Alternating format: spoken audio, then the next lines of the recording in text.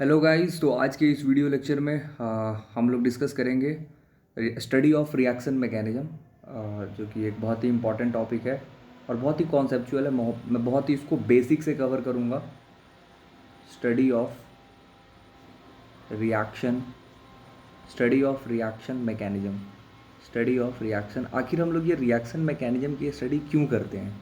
ठीक है, तो बेसिकली देखिए, जो रिएक्शन मैकेनिज्म की स्टडी है वो हम इसलिए करते हैं ताकि ये समझ पाएँ कि बॉन्ड फॉर्मेशन और बॉन्ड ब्रेकिंग जो है वो कैसे हो रहा है और कैसे एक रिएक्टेंट प्रोडक्ट में कन्वर्ट हो जा रहा है।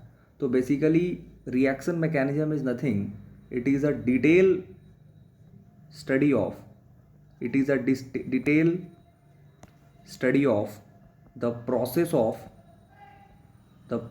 of bond formation, the process of bond formation and bond breaking which leads to conversion of reactant into product.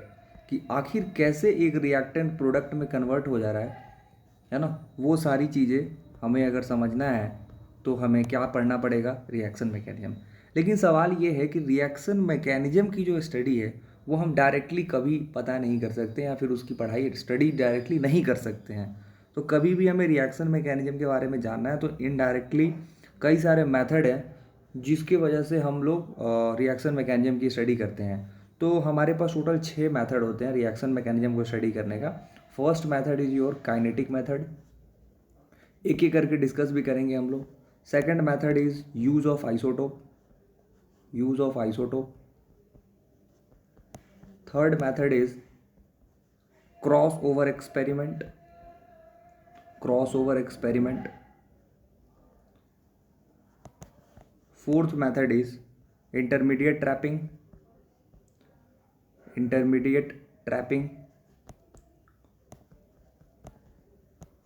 Fifth method is product isolation, and the sixth method is stereochemistry. तो चलिए एक एक करके देखते हैं। सबसे पहले मैं इस वीडियो लेक्चर पे कोशिश करूंगा काइनेटिक मेथड और यूज ऑफ आइसोटोप्स को कवर करने का। अदरवाइज वीडियो बहुत लंबा जाएगा तो काइनेटिक मेथड तक ही छोड़ दूंगा और फिर नेक्स्ट वीडियो में हम लोग यूज ऑफ आइसोटोप स्टार्ट करेंगे। तो देखिए काइनेटिक मेथड क्या है बेसिकली अपने पास। Kinetic method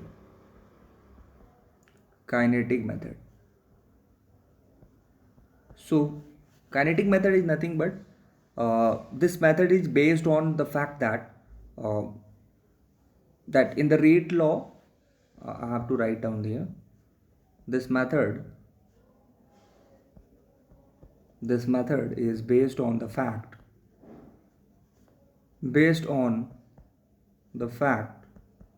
that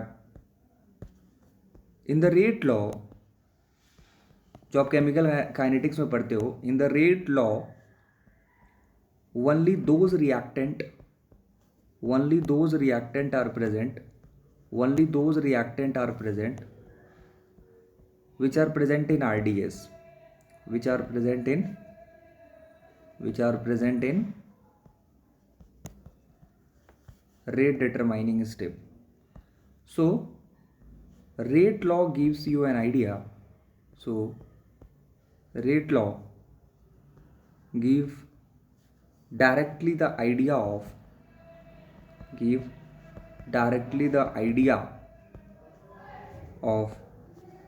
RDS step और redetermining स्टेप। ओके, तो जैसे मान लीजिए एक बहुत सिंपल सा एग्जांपल की मैं बात करूं तो we have layer let's say CH3Cl है ना, और यहाँ पे मैंने OH माइनस एक न्यूक्लियोफाइल ले लिया और मैंने एक प्रोडक्ट बना दिया CH3OH प्लस Cl माइनस। ठीक है, तो यहाँ पे मैंने आपको ऑलरेडी कुछ डेटा भी दिया हुआ है। लेट्स सपोज दैट जो आपने स्टार्टिंग में कॉन्सेंट्रेशन ऑफ CH3Cl और concentration of OH minus and then here rate की अगर मैं बात करूँ तो if the concentration of your reactant which is CH3Cl is 0.5 molar, OH minus भी 0.5, तो रेट लेट सपोज दैट, ये बस एक एग्जाम्पल के तौर पे मैं बता रहा हूँ, ये रेट देखा गया फिर 0.5 लिया गया कॉन्सेंट्रेशन ऑफ CH3Cl और इसको 1.0 कर दिया मैंने, तो रेट हो गया 4 × 10⁻³ लेट से। तो आप क्या समझ रहे हो, जब मैंने concentration of A 0.5 sorry CH3Cl 0.5 OH minus 0.5, तो जो रेट है वो 2 × 10⁻³ है। लेकिन कॉन्सेंट्रेशन ऑफ CH3Cl को मैंने अभी वैसे ही रखा है और OH माइनस को मैंने डबल कर दिया है, तो आप देख सकते हो रेट भी हमारा डबल हो गया। इट मीन्स कि हमारा जो रेट है वो OH माइनस के कॉन्सेंट्रेशन पर डिपेंड कर रहा है। यही नहीं, अभी एक और डेटा मैं आपको देता हूँ, 1.0 0.5 4 × 10⁻³ अब यहाँ पे एक चीज़ देखोगे तो अब OH माइनस को मैंने 1 और 3 को देखो, OH माइनस की कॉन्सेंट्रेशन को सेम रखा है और कॉन्सेंट्रेशन ऑफ CH3Cl को मैंने क्या किया है, डबल कर दिया है। तो उस कंडीशन में भी आप देख सकते हो रेट जो है वो डबल हो गया है। तो इससे हमें क्या पता चलता है, इस पूरे गिवन डेटा से ये पता चलता है कि इस पर्टिकुलर रिएक्शन की जो रेट है वो that is equal to let's say a new rate constant K2। CH3Cl पे भी डिपेंड कर रही है कॉन्सेंट्रेशन और OH माइनस की भी कॉन्सेंट्रेशन पे डिपेंड कर रही है ना। ठीक है, तो ये तो हुआ कि आप डेटा देख करके बता दोगे कि किस किस चीज़ पे आके डिपेंड कर रही है। ठीक है, तो above data is suggesting that both substrate as well as nucleophile are involve in which step, RDS step. क्योंकि जब भी आप RDS और रेट जब भी आप लिखते हो केमिकल काइनेटिक्स में, तो रेट में whatever the concentration term is coming that identify और दैट सजेस्ट दैट कि that thing is going to participate in your RDS step. तो RDS इसका मतलब ये हुआ कि CH3Cl है अपने पास, है ना, और OH माइनस है, राइट। तो ये OH माइनस आया, CH3 पे अटैक किया और ये Cl बाहर हो गया। ये स्टेप कैसा होगा, स्लो स्टेप होगा और यहीं पे क्या बनेगा, CH3OH प्लस Cl माइनस, है ना। ये बातें हो गई।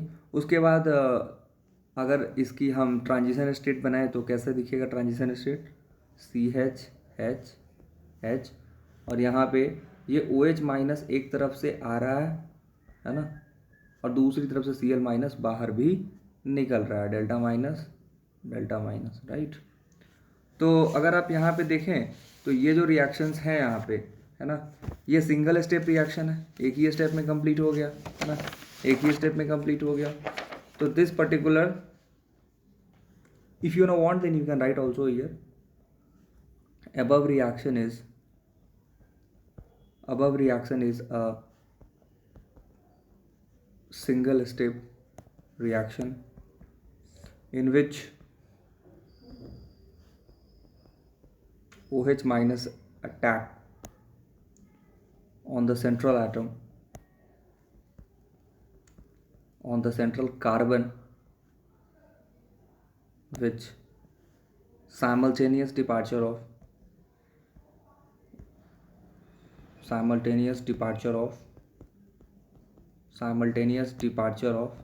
Cl minus ion. ठीक है, और सारे प्रोसेस एक ही स्टेप में हो रहा है इस ट्रांजिशन स्टेट में। Cl माइनस और OH माइनस अटैच्ड है पार्शियली सेंट्रल कार्बन एटम से। ठीक है, तो ये काइनेटिक मेथड में बेसिकली आप रेट लॉ देख करके और डेटा के बेसिस पे आप बता सकते हो कि क्या हो रहा होगा वहाँ पे, है ना। अब एक और डेटा मैं लेता हूँ, जैसे एक और रिएक्शन मैंने लिया यहाँ पे Me3CCl plus OH minus, right, और मैंने यहाँ पे लिखा Me3COH प्लस Cl माइनस। अब मान लीजिए मैं डेटा वोटा नहीं दे रहा हूँ, मुझे एक रेट दिया गया कि ये क्वेश्चन का एक रिएक्शन है और इस रिएक्शन का जो रेट है वो लेट्स से दिया गया आपको K Me3CCl, दैट्स इट। तो यहाँ पे अगर आप देखोगे तो जो हमारा सबस्ट्रेट पार्ट है, मतलब जो हमारा लेफ्ट हैंड, जो हमारा एरो का जो लेफ्ट हैंड साइड वाला पार्ट है, उसमें तो हमारे पास Me3CCl है और OH माइनस है, लेकिन रेट जो है वो सिर्फ सबस्ट्रेट पे डिपेंड कर रहा है, रिएजेंट पे डिपेंड नहीं कर रहा है। इसका मतलब ये हुआ कि rate of reaction does not depend, मतलब इस पर्टिकुलर आप रेट को देखकर क्या ही बोलोगे कि rate of reaction does not depend on OH minus की कॉन्सेंट्रेशन, है ना। तो OH, इसका मतलब OH माइनस RDS में इन्वॉल्व नहीं है।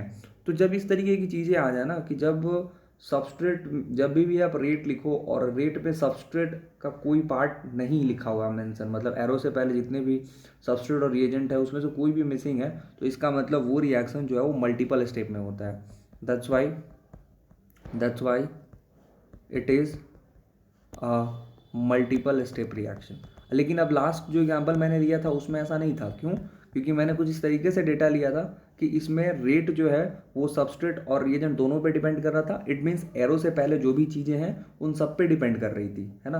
तो जब इस तरीके की सिनेरियो आ जाए तो वो एक ही स्टेप में होगा, सिंगल स्टेप में होगा। लेकिन अगर ऐसा कुछ सिनेरियो मैंने दे दिया कि रेट जो है वो जैसे सबस्ट्रेट और रिएजेंट है यहाँ पे, लेकिन सिर्फ सबस्ट्रेट पे डिपेंड कर रहा है, रिएजेंट पे डिपेंड नहीं कर रहा है, तो उस कंडीशन में वो एक मल्टीपल स्टेप रिएक्शन कहलाएगा। ठीक है।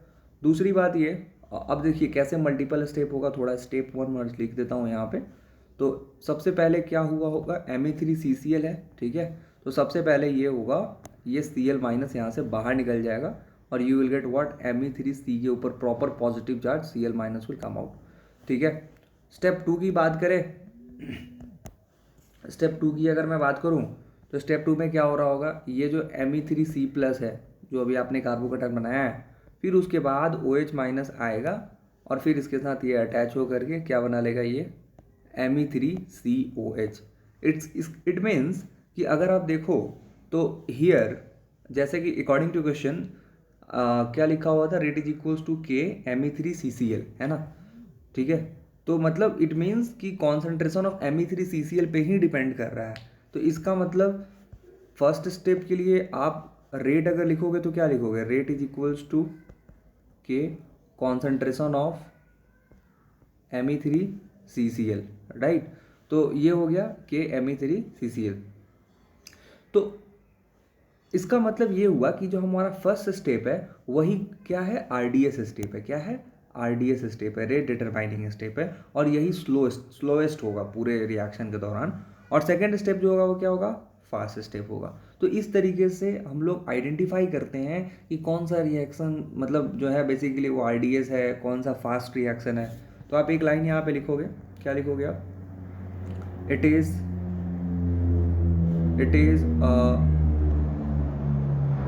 multiple step reaction in which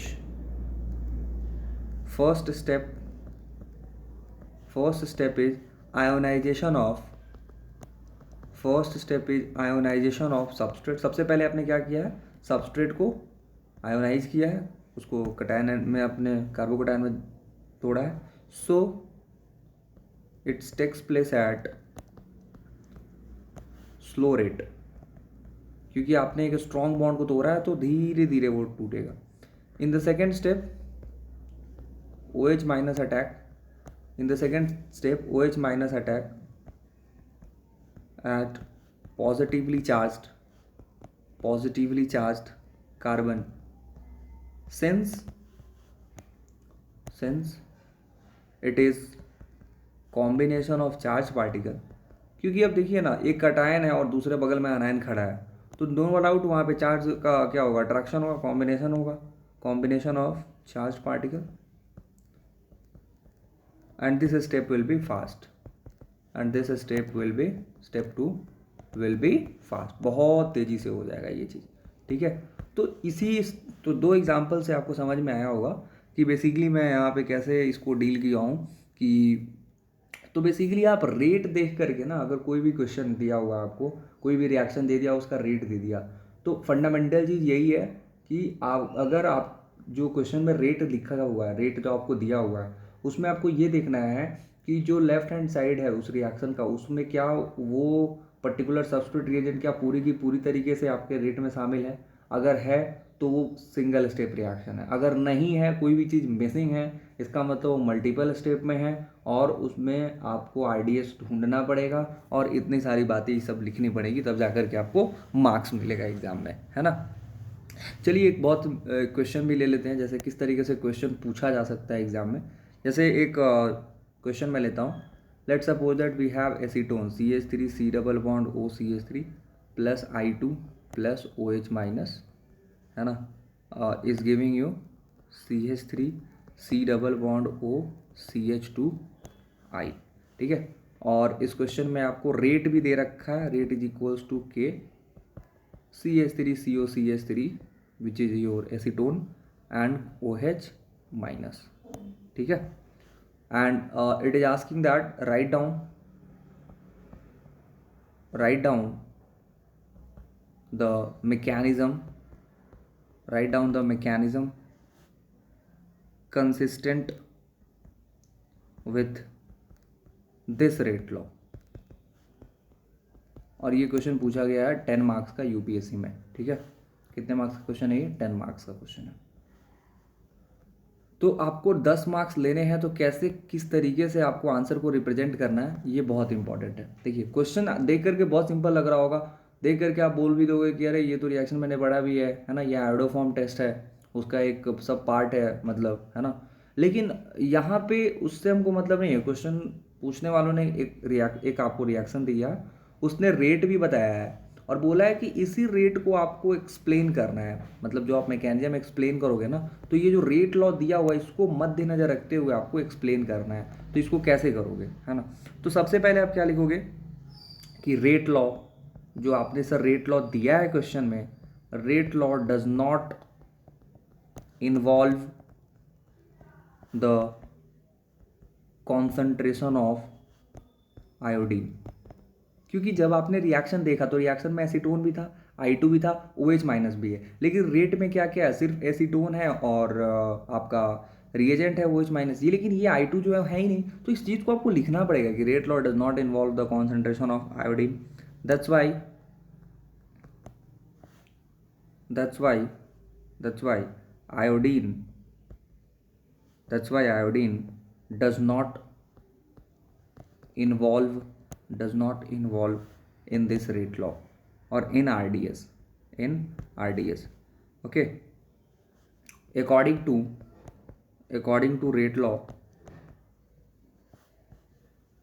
acetone and base will participate in RDS, है ना। तो आपको अब क्या करना होगा, फिर उसके बाद आप यहाँ पे लिखोगे स्टेप वन यहाँ पे लिखोगे like this one, you have what CH3। तो मैं थोड़ा सा इस तरीके से इसको बना दे रहा हूँ, डन।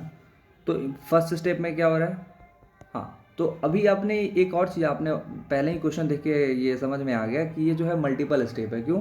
क्योंकि यहाँ पे एक मिसिंग है ना। तो फर्स्ट स्टेप में क्या हुआ होगा, ये OH माइनस जो कि एक बेस है, अब ये OH माइनस आया, यहाँ से H प्लस को निकाल लिया, तो ये क्या मिल गया आपको, डबल बॉन्ड हो। वैसे ही पता है ना, ये C डबल बॉन्ड हो कार्बोनिल ग्रुप के जस्ट नेक्स्ट वाला carbon alpha carbon which this hydrogen is acidic in nature. क्यों? क्योंकि जैसे ही एक हाइड्रोजन आप निकालोगे तो यहाँ पे बनेगा carb anion, right. And this carb anion is stabilize by this -I of, और you can say that -M, better to say that, of this carbonyl group. देखो यहाँ ऐसे गया, ये रेजोनेंस कर रहा है, तो ये -M से जो है वो क्या हो रहा है, वो स्टेबलाइज हो रहा है, ये जो कॉन्जुगेट बेस है, इसलिए ये हाइड्रोजन जो है वो काफ़ी एसिडिक है। आप चाहो तो इधर का भी निकाल सकते थे, इधर का भी निकाल सकते थे, दोनों बातें की है। फिर आप क्या करोगे, यहीं पे रेजोनेटिंग स्ट्रक्चर भी इसको ड्रॉ करके दिखाओगे इस तरीके से आप, है ना, ये इस तरीके से, डन, ये चीज़ें। तो ये स्टेप 1 की बात थी। फिर स्टेप 2 पे क्या हो रहा है, तो अगर आप स्टेप 2 को ध्यान से देखो तो फिर से आप उसको बुला करके लाओगे जो अभी आपने कॉन्जुगेट बेस में, जो अभी स्टेप 1 में आपने रेजोनेंस कराया है, और फिर क्या होगा, अपने पास I2 वेट कर रहा है, क्योंकि अभी तक तो आपने I2 को यूज किया नहीं, है ना। और ये O माइनस जो है, सॉरी, ये O माइनस इस तरीके से जाके और पाई इलेक्ट्रॉन्स यहाँ पे, क्योंकि I के पास डेल्टा पॉजिटिव है डेल्टा नेगेटिव, और ये बॉन्ड इस तरीके से बाहर निकल गया, ठीक है। तो यहाँ पे आपको क्या मिल गया, double bond O single bond, और यहीं पे जुड़ गया क्या, आयोडीन। यही प्रोडक्ट बनाना भी था, देखिए अब ध्यान से, CH3 C double bond O CH2I, जो कि मैंने यहाँ पे बना दिया, ठीक है। अब यहाँ पे ये जो मैंने पूरे रिएक्शन किए 2 स्टेप में किया, और ये हमें पहले भी पता चल चुका था, क्योंकि इस रेट में I2 नहीं दिया हुआ था, तो हमें I2 को सेकंड स्टेप में यूज किया। इसका मतलब ये फर्स्ट स्टेप है हमारा, क्या है, first step is your RDS step, और सेकंड स्टेप क्या है, फास्ट स्टेप है, ठीक है। आप चाहो तो यहाँ पे थोड़ा सा लिख भी सकते हो, आपको लिखना ही पड़ेगा, since pi electron is highly reactive, pi electron is highly reactive, so it is a fast step, है ना। ठीक है, फिर उसके बाद आप लिखोगे this is the only mechanism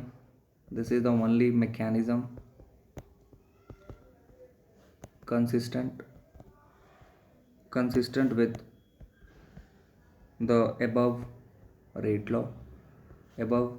law, ठीक है।